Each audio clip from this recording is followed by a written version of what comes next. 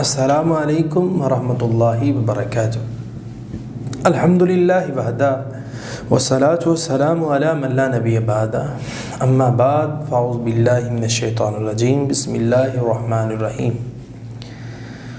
وغلبوا ہنالک وانقلبوا صاغرین۔ ناظرین، آج کا عنوان بڑا ہی اہم ہے۔ جو شخص اس چھوٹی سی دعا کو یاد کر لے، اس آیت کو پڑھ لے، اس کے اوپر سے جادو ختم ہو جائے گا، جنات چیخیں مارتے ہوئے اس کے جسم سے نکلیں گے اللہ کے حکم سے۔ ناظرین، کچھ چیزیں ہیں اس کو چھوڑنے کی ضرورت ہے۔ عورت کے اوپر اگر کوئی ایسا مسئلہ ہے، وہ خوشبو لگانا چھوڑ دے، باہر خوشبو لگا کے نہ جائے۔ بال جو ہیں یہ کاٹ کے ڈسٹ بین میں نہ پھینکے، بلکہ اس کے چھوٹے ٹکڑے کر کے پانی میں بہا دیں۔ اور اسی طرح ناظرین، اس کے ساتھ ساتھ باہر خوشبو لگا کے نہ جائے، میک اپ کر کے اور ایسا اپنے آپ کو تیار کرے، کیونکہ رسول اللہ نے اس عورت کو زانیہ کہا ہے۔ اس لیے ناظرین اس چیز سے بچیں، کوئی غلط عملیات نہ کریں اور غلط کام نہ کریں، گناہ نہ کریں، شرک نہ کریں، بدعات نہ کریں، والدین کی نافرمانی نہ کریں، گناہ زنا نہ کریں، اور اس کے ساتھ ساتھ بے حیائی والے معاملات چھوڑ دیں۔ حرام سننا، گانا، میوزک، چغلی، غیبت چھوڑ دیں۔ بولنا، چغلی، غیبت، گانے گانا یا غلط بولنا، جھوٹ بولنا، گالیاں دینا چھوڑ دیں۔ پیٹ کے اندر حرام پہنچانا، حرام کھانا، یہ چھوڑ دیں۔ گھر کے اندر کتا، تصویر، ان چیزوں سے بچیں۔ انشاءاللہ الرحمن پھر یہ آیت دیکھنا اثر کیسے کرتی۔ اس آیت سے پہلے درود ابراہیم پڑھیں اور اس آیت کے بعد بھی درود ابراہیم پڑھیں۔ اس آیت کا ورد شروع کر دیں۔ وغلبوا ہنالک وانقلبوا صاغرین۔ یہ پڑھتے رہیں، پڑھتے رہیں، پڑھتے رہیں، اس کی تعداد ہزاروں میں لے جائیں۔ انشاءاللہ جادو بالکل ختم ہو جائے گا میرے اللہ کے حکم سے۔ اور اگر آپ اس کے ساتھ قل اعوذ برب الفلق، قل اعوذ برب الناس شامل کر لیں تو پھر کیا ہی بات ہے۔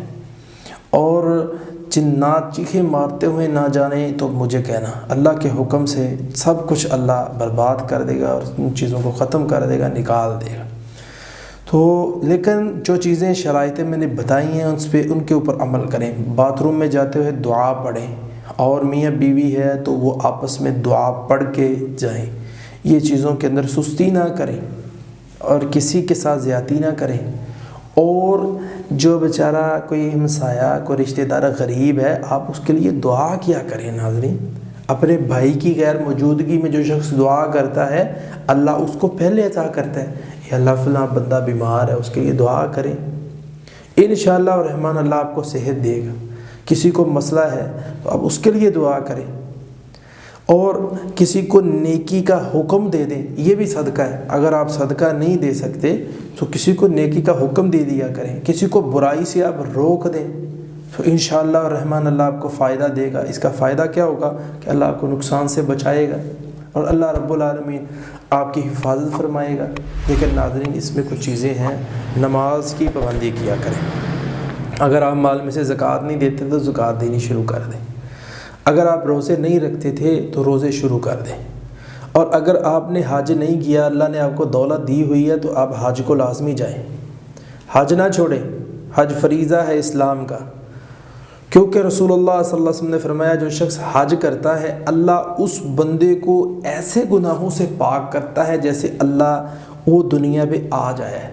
تو ناظرین، جو شخص گناہوں سے پاک ہو جاتا ہے نا، اللہ اس کو صحت دیتا ہے، اللہ اس کو شفا دیتا ہے۔ یہ گناہ ہی ہے ہمارے جس کی بدولت ہم نقصان دیکھ رہے ہیں۔ تو اس لیے زکوٰۃ دینا، عمرہ حج کرنا، نماز کی پابندی کرنا، روزے رکھنا، اور کلمہ لا الہ الا اللہ کے معنی اور مطلب کو سمجھیں کیا ہے یہ، اور یہ ہمیں حکم کیا دیتا ہے کہ آپ کسی کی عبادت نہ کریں سوائے اللہ کے۔ اطاعت کس کی کرنی ہے؟ محمد الرسول اللہ صلی اللہ علیہ وسلم۔ ہر کام کے اندر اللہ کے رسول کو سامنے لے کر آئیں، انشاءاللہ اللہ رب العالمین آپ کے معاملات بہتر کر دے گا اور آپ کو صحت عطا کرے گا۔